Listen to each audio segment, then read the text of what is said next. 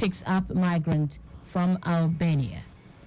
And in sport, Nigerian football players resume club action after international break. Now the details. I am Taiwo Baruwa. Lagos State government has again raised an alarm of a renewed threat of flash flooding in the state, following the intensity of rainfall experienced in the state on Thursday, which has been described as the heaviest in many months. In a statement, the Commissioner for the Environment and Water Resources, Tokunbo Wahab, explained that, coupled with the release of water by the authorities of Aya Dam, the channels can no longer discharge into the rivers. Wahab said the intensity of the rainfalls between Wednesday and Thursday has led to the levels of the major rivers rising, thus making it difficult for the drainage channels to discharge until it goes down, which is just happening gradually. He also said the latest flash flood advisory had become necessary in view of the facts the various data gathered from the weather monitoring stations in the state showed that Thursday's average and maximum values was the highest so far this year. The commissioner reiterated the need for people living in low-lying areas and the banks of the Ogun River to put their safety first by moving upland and prevent avoidable loss of lives and property, because the state will still experience more rainfalls this month. In a related development, the Delta State government says it will not abandon flood victims across the state as rising water level threatens those living in coastal communities. The state government also called on those living in the flood-prone areas to relocate to higher grounds. It is making adequate arrangement to accommodate them at the camps nearest to them. Chief Press Secretary to the Governor, Sheriff Oborevori Festus Ahon, gave the assurance while speaking on the flood update in Asaba. Ahon said the Delta State government has made arrangement for mattresses, feeding, electricity, water and medical supplies for the IDPs, while provisions have been made for school children to be taught in the camps. As the Ember month draw near, the Lagos State Traffic Management Authority, LASMA, is amplifying its effort to ensure seamless vehicular movement and safeguard public safety through the upcoming Christmas and New Year festivities in Lagos. Special advisor to the Governor on Transportation, Shola Giwa, who stated these enjoined LASMA officers to adopt a forward-thinking approach in anticipation of the surge in vehicular traffic and illegal roadside trading. He said both of these challenges have the potential to impede the unobstructed flow of traffic and human movement across the state. Giwa underscored the critical need for an integrated and robust response from LASMA personnel, acknowledging that the Ember months are traditionally characterized by heightened road activity and increased congestion. He urged officers to remain vigilant and to take assertive measures against actions that could compromise the safe and efficient transit of both vehicles and pedestrians before, during, and after the festive season. Also, General Manager of LASMA, Laleko Karaoke, elaborated on some of the key locations to be closely monitored, which include Oyigbo, Idumota, Akpogbo, Mile 2 of Kara, Mile 2, Alabarago, Lekki Ajah Expressway, among others. He urged motorists to utilize the agency's toll-free hotline on 0800 0052 7862 for swift assistance in the event of traffic-related inconveniences. The Nigerian Association of Road Transport Owners, NARTO, has called on the federal government and the Ministry of Works to urgently rehabilitate the 65-kilometer Oyo-Ogbomosho highway. He said that timely repair is crucial to prevent potential spillage of petroleum products, which pose safety risk to the surrounding communities and road users. The call came days after an explosion involving a tanker conveying petroleum products in Jigawa State.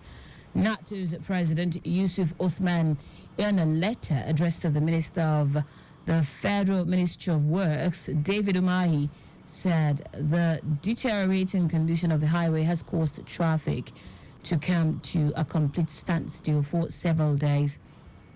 Osman insisted that urgent and immediate attention on the road has become expedient to also forestall severe gridlock resulting in extended travel delays, economic losses, and heightened safety risks.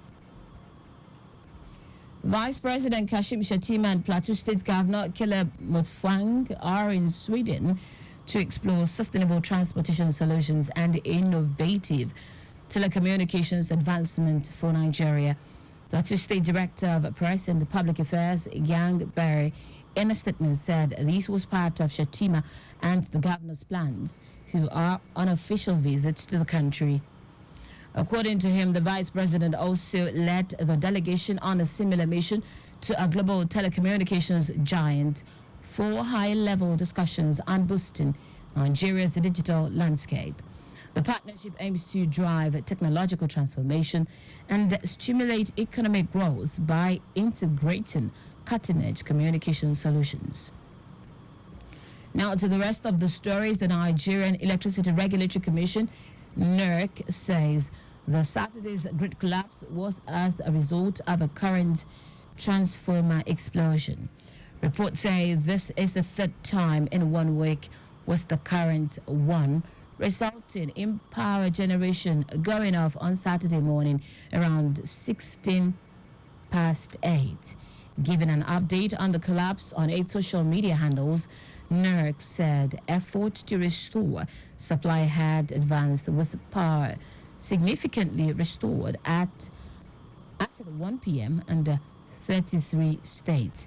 In pursuit of finding a permanent solution to the challenges of the national grid, the Commission said it would conduct an investigative public hearing to identify immediate and remote causes of recurring incident of grid disturbances and widespread outages.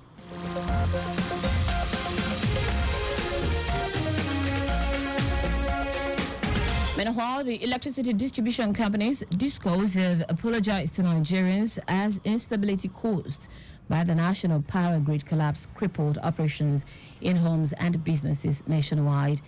It is the third time the national power grid has collapsed in the past 7 days and the 8th this year. In a notice to electricity users, DISCO stated that relevant stakeholders are currently working to effect restoration of supply to other locations affected by the development.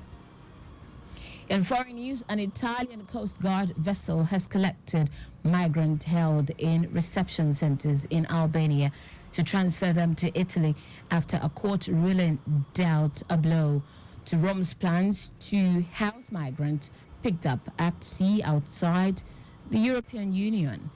This is after the Italian government vowed to push ahead with Prime Minister Giorgia Meloni's flagship project to divert asylum seekers abroad. Italian Interior Minister Matteo Piantedosi said he was confident the decision would be overturned, but the government would take its appeal right up to the Supreme Court if necessary. Piantedosi said a cabinet meeting will be held on Monday to decide on the government's response. The court said the 12 migrants in the new Albania facility of Jada had to return to Italy because their countries of origin, Egypt and Bangladesh, could not be considered safe. In sport now, Nigerian players across the top leagues are set to return to club action this weekend following the October international break. In the English Premier League, Alex Iwobi and Calvin Bassey were guaranteed starters for Fulham as the club hosted Aston Villa. Meanwhile, Wilfred Ndidi will hope to continue his impressive run for Leicester City as the club travels to face Southampton. Ndidi has been in fine form this season, providing 4 assists to sit third on the EPL assist chart. In Spain's La Liga, Omar Sadiq will be aiming to get more playing time when Real Sociedad visits Girona. Kelechi Iheanacho and Chidera Ejike could be involved in Sevilla take on Barcelona at the the Stade Olympic on Sunday. For Serie A, Samuel Chukwueze has returned to training with AC Milan ahead of 8th clash with Udinese, while Ademola Lookman will lead the line for Atlanta as it visits Venezia. Others are Victor Boniface, Frank Onyeka, and Nathan Tella in the Bundesliga, Moses Simon in France's Ligue 1, and the Super Eagles captain William Troost-Ekong in the Saudi Pro League. And that's it on the news at 6, but just before we go, always carry out proper and adequate checks on your vehicles before setting out. You can follow us and like all our various social media platforms. X at Traffic Radio 961, Facebook Lagos Traffic Radio 96.1 FM, Instagram Lagos Traffic Radio 961. Subscribe and watch our news and programs live on YouTube at Traffic Radio 961. You can also visit our website www.trafficradio961.ng. Did you know that the Sanwo-Olu administration supplied 86,000 dual furniture set to 775 public schools? You can get more details on the Lagos State Government website. To end the news, here are the highlights of the major stories.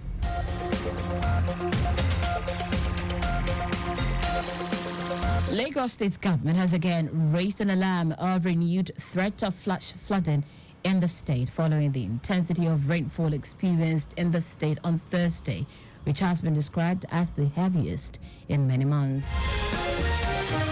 The Nigerian Electricity Regulatory Commission, NERC, has attributed the Sunday's grid collapse to the explosion of a current transformer.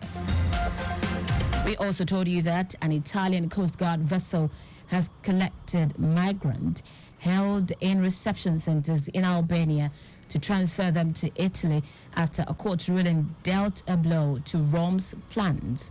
2 house migrants picked up at sea outside the European Union. Finally, sport Nigerian players across the top leagues are set to return to club action this weekend following the October international break.